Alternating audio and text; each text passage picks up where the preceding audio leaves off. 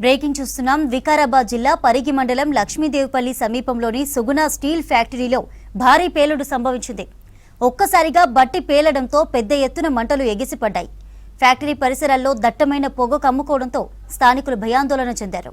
పేలుడు ధాటికి లోపల పనిచేస్తున్న కార్మికులు గాయపడ్డట్టు సమాచారం.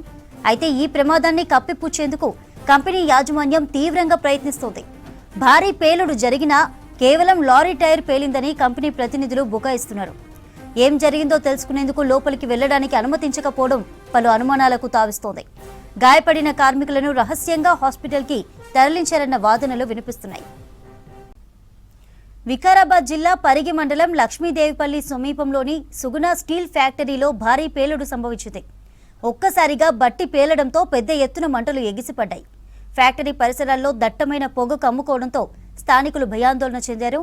పేలుడు దాటికి లోపల పనిచేస్తున్న కార్మికులు గాయపడ్డట్టు సమాచారం. అయితే ఈ ప్రమాదాన్ని కప్పిపుచ్చేందుకు కంపెనీ యాజమాన్యం తీవ్రంగా ప్రయత్నిస్తోంది. భారీ పేలుడు జరిగినా కేవలం లారీ టైర్ పేలిందని కంపెనీ ప్రతినిధులు బుకాయిస్తున్నారు. ఏం జరిగిందో తెలుసుకునేందుకు లోపలికి వెళ్లడానికి అనుమతించకపోవడం పలు అనుమానాలకు తావిస్తోంది. గాయపడిన కార్మికులను రహస్యంగా హాస్పిటల్కి తరలించారన్న వాదనలు వినిపిస్తున్నాయి.